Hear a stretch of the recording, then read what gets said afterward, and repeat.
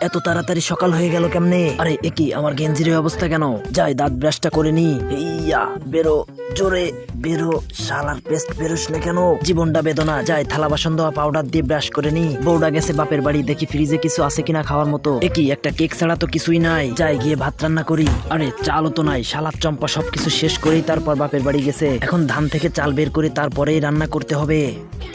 ধুরো, এইটা আবার কি? আরে এটা তো চম্পার পায়জামা, মনে হচ্ছে পকেটে কিছু আছে। আরে এটা তো টাকা, যাই বাজার করে নিয়ে আসি। এবার তাড়াতাড়ি এগুলা দিয়ে সুন্দর করে খিচুড়ি রান্না করে নি। এখন মজা করে খিচুড়ি খামু। আরে এটা কি? শালার পাখি টয়লেট করার আর জায়গা পাইরি না। দেখছো চম্পা কেমন ডিজিটাল উপায়ে মরিচ বাঁচতেছি? হ্যাঁ, তুমি তো একজন লিজেন্ড ব্যক্তি, তুমি তো সব পারো। রাজুকে একটা সিগন্যাল পাঠিয়ে দিই। আরে এটা কি? এটা তো মোকলেজের সিগন্যাল। রাজু টাটকা মদান শিখাইলে হয়। দাঁড়া মোকলে যাইতাছি। চম্পাকে এখন ঝাল মেশানো শরবত খাওয়াবো।